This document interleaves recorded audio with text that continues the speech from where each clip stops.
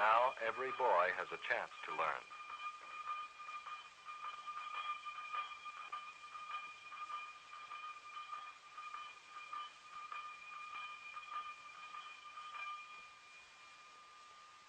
Yasin takes off his keffiyeh. So does Taisir. Schooling is very important. Too many of the grown-ups in Sahab cannot read or write at all.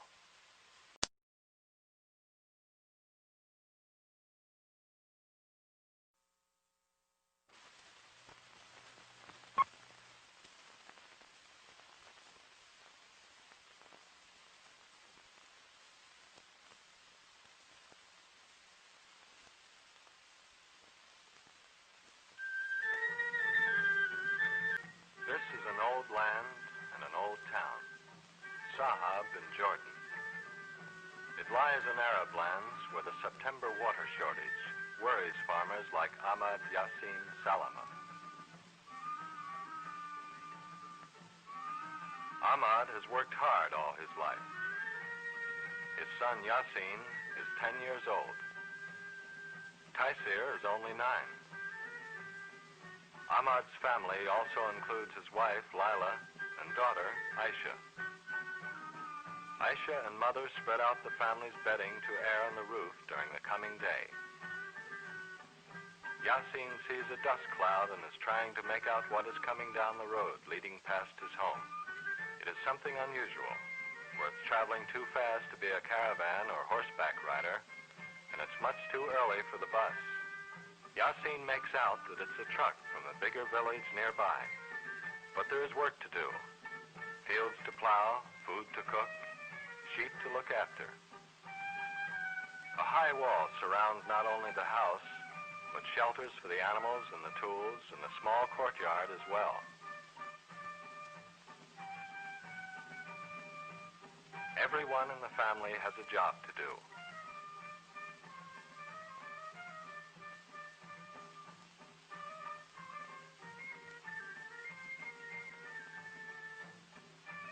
Taisir's job is to take the family's 2 sheep to the village shepherd.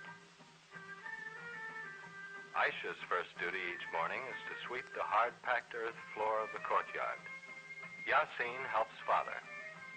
They load the tools needed for the day's farming on the back of the family camel, and father lets Yasin ride for a little way.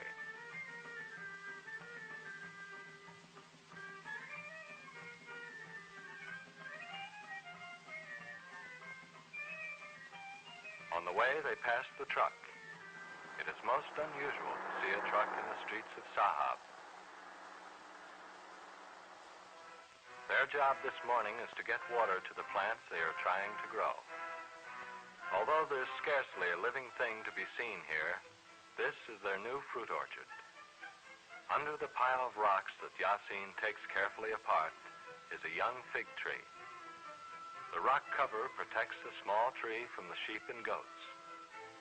It also helps to prevent the small amount of water they can spare for it from evaporating too fast in the hot, dry air. Father has sent Yasin to the family's well. Water is so precious here, a well is always carefully locked. The wells of the village supply enough water for people and animals, but there is only a little left to grow a few vegetables and fruits.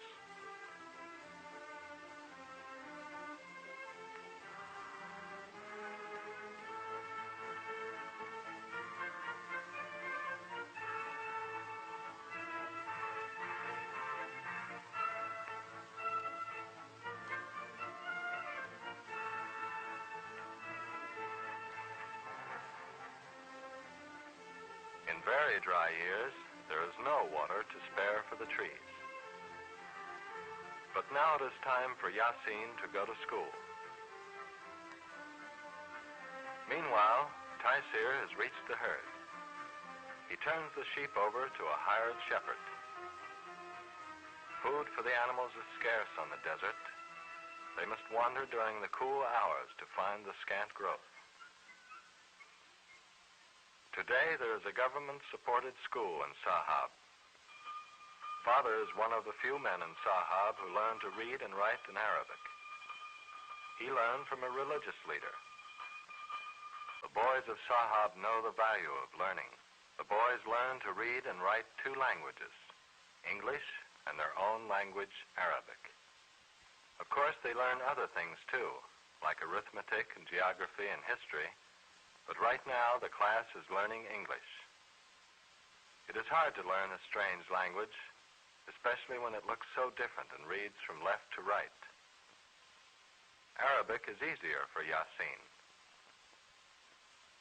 For him, it reads in the correct direction.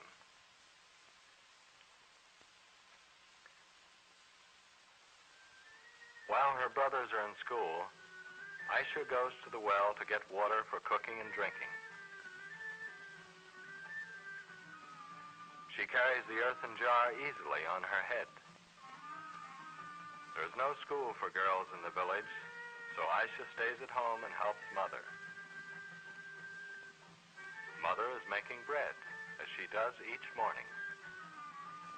The water that Aisha has brought is needed to finish the dough for bread. Aisha churns camel milk in an animal skin bag.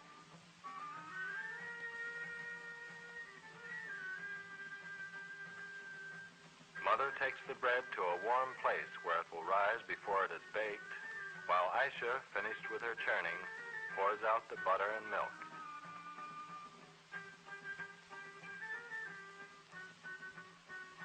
The fire was lighted some time ago, but is now burned down. Mother shapes the bread into round loaves and puts it into the hot pan, where it will bake in a few minutes. With the house tidy and food for the day prepared, Aisha and Mother find quiet work to do as the day gets warmer. Aisha embroiders. As in most Arab lands, the patterns are set by local customs and tradition. Out of wheat straw she has dyed, Mother makes a mat. Maybe for decoration, maybe for a table covering, maybe to cover a dish. There are no living things in Mother's design. Her religion forbids it. The tools Mother and Aisha use for their work are simple, but both are skilled in the use of these tools. Meanwhile, Father is busy plowing. Each year he sows a large field with wheat, and if there are 3 or 4 rains during the winter, his crop will get enough water to grow. The family's camel pulls the old-fashioned plow. Its broad feet help it in the sandy soil. Transportation, milk, and hair for making cloth all come from the family camel. The plowing goes on. Hot, hard, heavy work. The sun grows hotter and hotter, and finally it's too hot to work in the open anymore. Father finds a shady spot and rests until the worst heat of the day is over. The sheep are too hot to graze. There is no shelter on the hot plain beyond the village, so they huddle together, seeking the shade of each other's bodies. The village is very quiet. Everyone who can has gone inside to escape the fierce heat of the noonday sun. It is late afternoon, and school is over for the day. Yasin and Taisir are on their way through the village streets. The boys stop for a moment to say hello to their uncle, who runs the cloth shop, one of the few such shops in the village. Between them, the boys have one small coin, so they stop at a candy store. The shopkeeper wonders if they're ever going to make up their minds. They finally do, and the deal is made. The hard sugar candy is made in Damascus.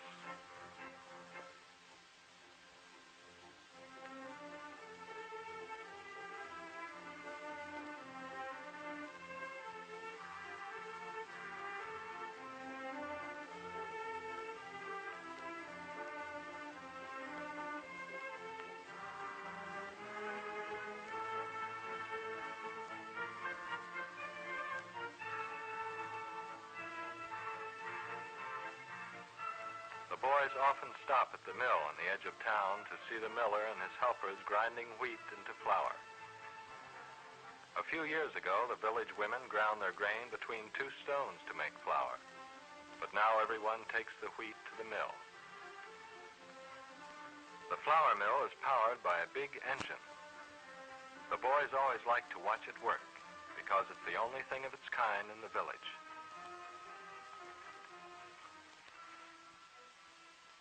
But now two friends of Yasin and Taisir call them to play one of their favorite games. It's a game very much like hopscotch. You toss a stone into a square and then pick it up, hopping on one foot without touching the lines with either your foot or the stone. If you miss, you lose your turn and give the stone to the next boy in line. This is a very popular game for Arabian boys, who often spend hours playing it. But well before dark, the boys must leave the game and do their evening chores. Taisir gets the family sheep and takes them home. Yasin goes to the field where father has been plowing and helps gather up the tools to take them home for the night. At the end of a hard day, the field seems to be a long way from town.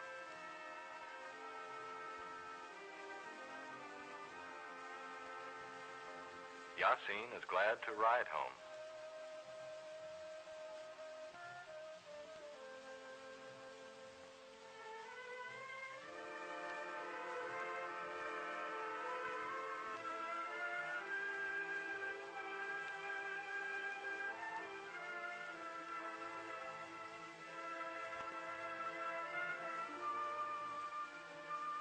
As Yasin and his father enter the village, two Bedouins who live on the desert stop to say hello.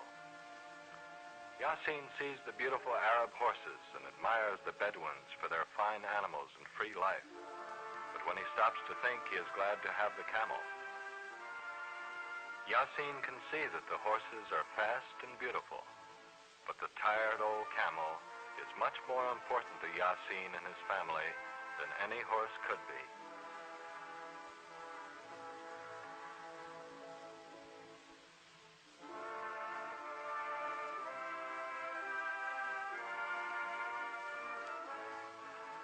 The setting sun catches them still not quite home.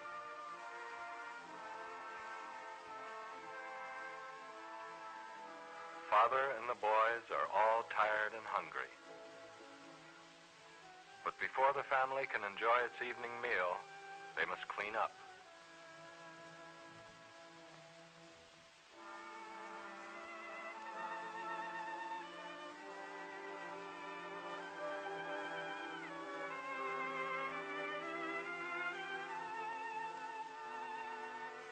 Father must be especially careful, for once again it is time to pray to Allah.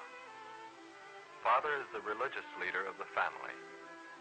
Like most other Arabs, he is a Muslim.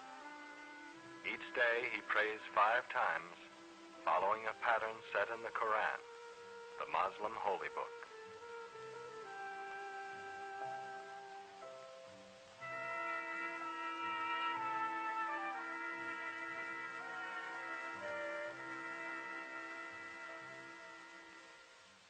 And then it is time for the evening meal. Aisha serves the meal as most daughters in Arab lands do.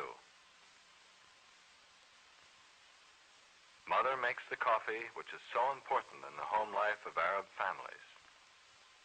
A meal is more than merely the satisfaction of hunger. It is a ritual of friendship.